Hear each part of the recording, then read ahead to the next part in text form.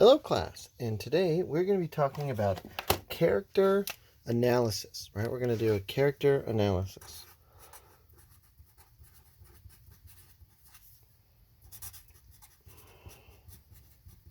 So characters are the people and creatures that are in a story, right? They're in a story. And an analysis is when we talk about those characters, right? What they're like and what they do. Today, particularly, we're going to be talking about what they are like, and we're using examples from the story. And the story that we're going to be analyzing today is Mice Twice. Mice Twice. If you haven't already watched that story, make sure to go to Google Classroom and watch it first. Watch that story first, and then come back, and we're going to talk about the two characters. And particularly, we're going to be talking about Cat, which I'll write in blue, the character Cat, and in green, I'll talk about the character Mouse. Now, there are other characters in the story, right? There's Dog, and there's Lion, and Crocodile, and Wolf. But we're going to be talking about Cat and Mouse because that's kind of how the story started, and those two characters are in all of the scenes. So what we want to do when we're analyzing a character is we want to describe what they are like, and that's kind of what this panel here, the second panel, says. What are they like? So what's something we could say about them? Well, if I remember from the story, right, Cat was very sneaky, right? He had a sneaky plan because he wanted to eat Mouse. And so he invited Mouse over to dinner. So we're going to say Cat is sneaky. Sneaky. And now that I've said that he's sneaky, I want to give examples, right? Examples. What happened in the story to show how that this character is, to show why I think they're sneaky. Well, I'll use the first example, right? If we go back to the story, we can think about ways that Cat was sneaky, and one of those ways is that Cat was sneaky by trying to trick Mouse. All right, he tricked Mouse to come to dinner. Come to dinner. Right? He tricked Mouse to come to dinner because he told Mouse, "Oh, come on over, we'll eat dinner together." And of course, we know, because we read the story, that the cat actually wanted to eat the mouse. He just wanted to get him out of his house so he could eat him. So he said, "Oh, come to dinner." So when he did that, that's one example of how he was sneaky. Now, I'm going to talk about Mouse a little bit because we know from reading the story that Mouse is also kind of clever, right? He's clever. The word clever, right, means that you're kind of smart and you make smart decisions. Mouse knew that Cat wanted to eat him. He knew that. And so he was clever. And when he came to Cat's house, right, he came with Dog to Cat's house for protection, right? He came with Dog to Cat's house, right? So Cat couldn't eat him. Couldn't eat him. Right? I ran out of room here. So Mouse came to Cat's house with Dog, right? So that Cat couldn't eat him. That's pretty clever. And that event helps support my thoughts that Mouse was clever.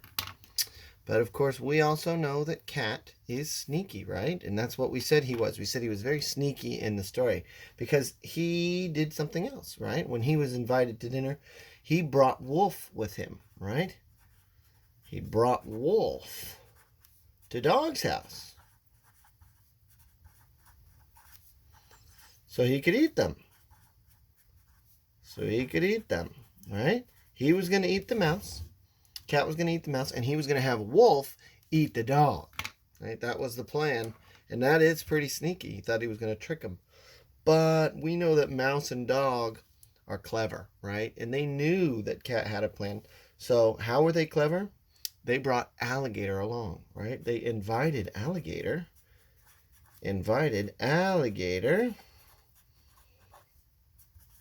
to dinner for protection.